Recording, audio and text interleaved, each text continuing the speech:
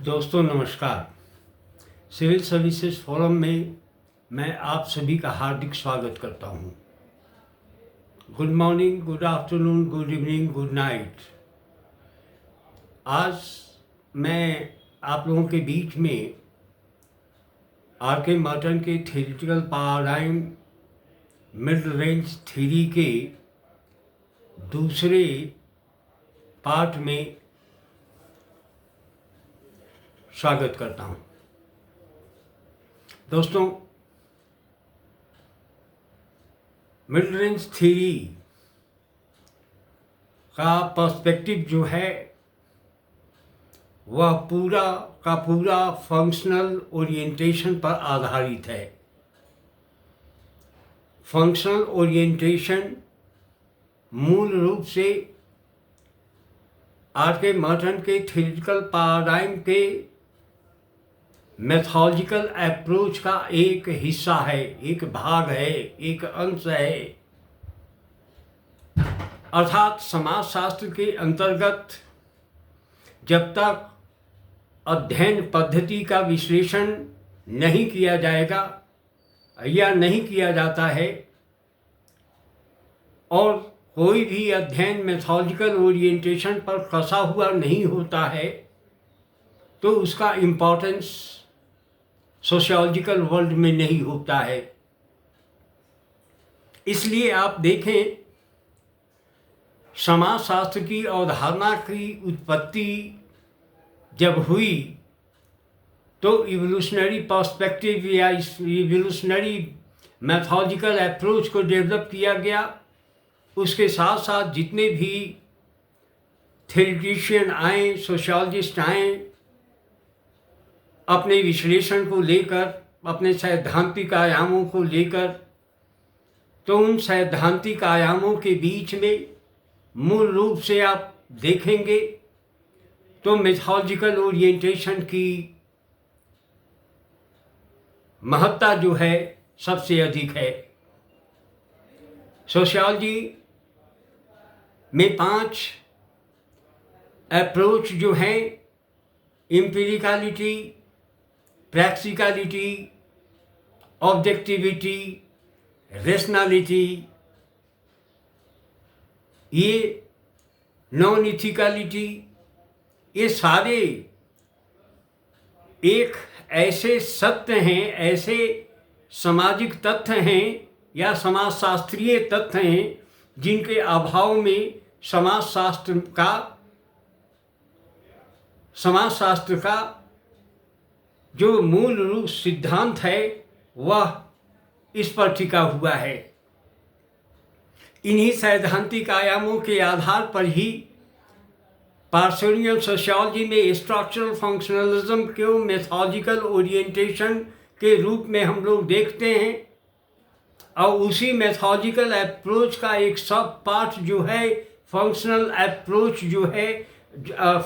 Approach है जो are के मर्टन के द्वारा परिभाषित और परिमार्जित किया गया है। इसी परिवर्तन का एक दूसरा स्वरूप जो है मिड रेंज थ्योरी है।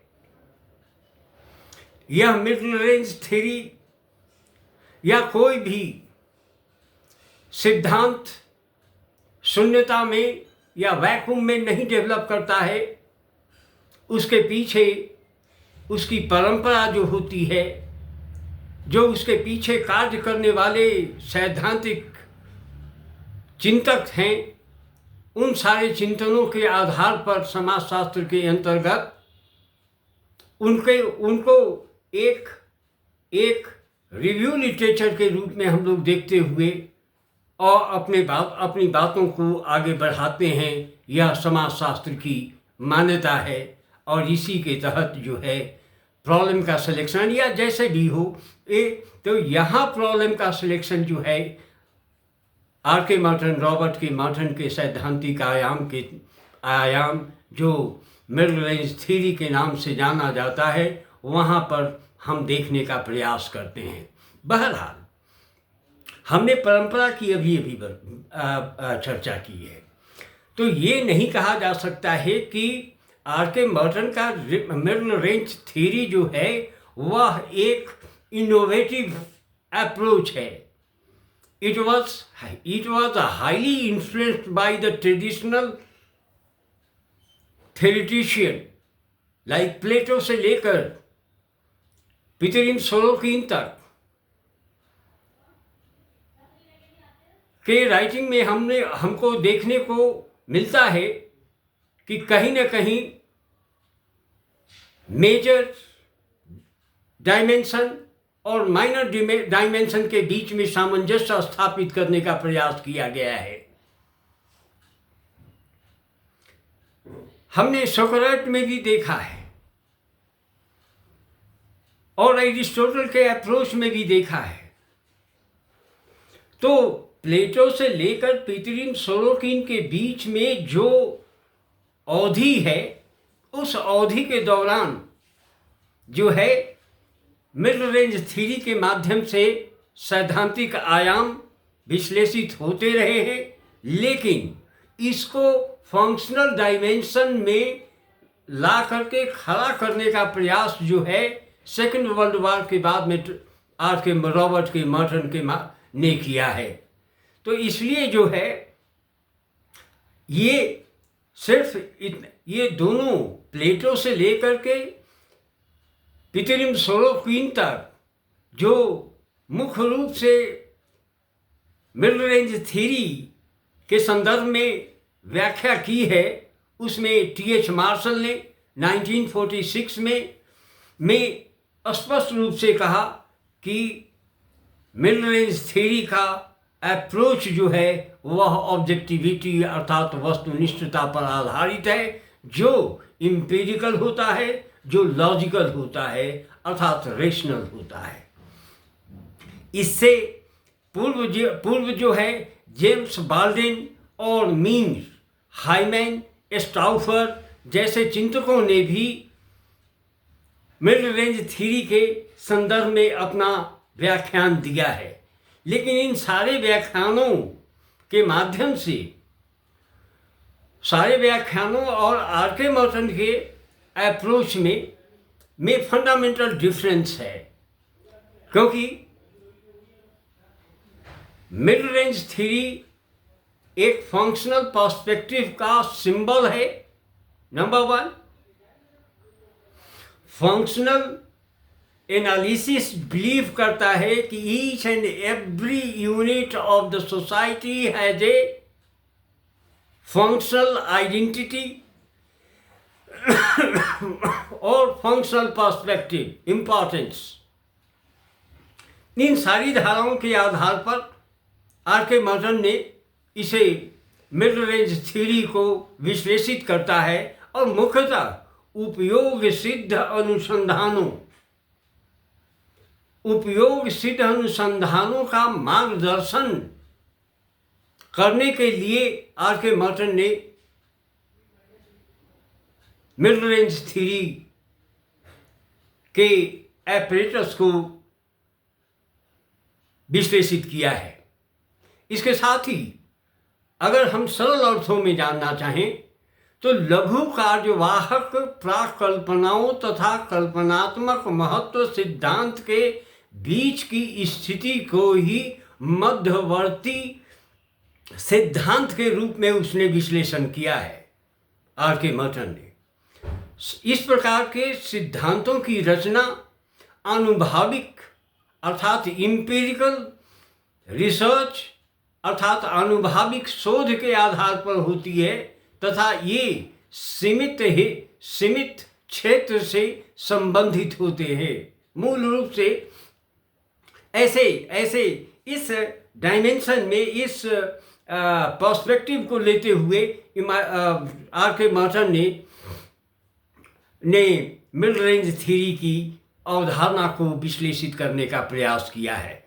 इसी दौरान एम.एस. रॉस ने मिड रेंज थ्योरी को एक सीमित सिद्धांत कहकर के सभी को चौंका दिया था और कहा कि किसी विचाराधीन विषय वस्तु से संबंधित परिभाषा, अनुमानों तथा सामान्य परिकल्पनाओं के एक ऐसे समन्वित समूह को ही मिड रेंज थ्योरी कहते हैं। इसके साथ हमने चर्चा की कि टी.एच. मार्शल और जेम्स बाल्डविन और मीर ने के साथ साथ हाइमन, स्टाउफर जैसे चिंतकों ने भी इसका विश्लेषण प्रस्तुत किया था। मिड रेंज थ्योरी समाज की प्रकृति एवं लक्षणों को पहचानने में भी मदद करती है। यह रूल सेट को भी विकसित करता है। उसी तरह से बेकन ने मिड रेंज थ्योरी को मूलभूत महत्वों मिड रेंज थ्योरी के इम्पोर्टेंस पर व्यापक रूप से अपना चिंतन प्रस्तुत किया है। इतना ही नहीं, सोशियोलॉजी ऑफ नॉलेज की अवधारणा का प्रतिपादन करने वाला कार्ल मानहाइम ने अपनी एक राइटिंग प्रिंसिपल मीडिया में मिड रेंज थ्योरी का समर्थन करते हुए कहा कि यह अध्ययन पद्धति की सबसे सशक्त डायमेंशन है, अर्थात इसके माध्यम से समाज में होने वाली घटनाओं का अध्ययन करने में और समाज की समस्याओं को अध्ययन करने में मौलिक भूमिका अदा करती है। ये मान्यता कार्ल मानहाइम की है। उसी के तरह फ्रेम हॉकिंस ने भी 1956 में जो theoretical paradigm mid range theory का है उसका समर्थन किया और कहा कि यह समाज में घटित जो समस्याएं हैं या घटनाएं हैं उनका भी अध्ययन इसके माध्यम से मिड रेंज थ्योरी के माध्यम से किया जा सकता है। अर्थात मिड रेंज थ्योरी जो है वह एक बृहद आयाम के साथ साथ लघु आयाम के बीच में सामंजस्य स्थापित कर समाज में घटित होने वाली घटनाओं का वैज्ञानिक ढंग से या प्रक्रियात्मक दृष्टिकोण से अध्ययन करने का एक मूल स्रोत है, वह मूल सिद्धांत है। और इतना ही नहीं, सोशियोलॉजी को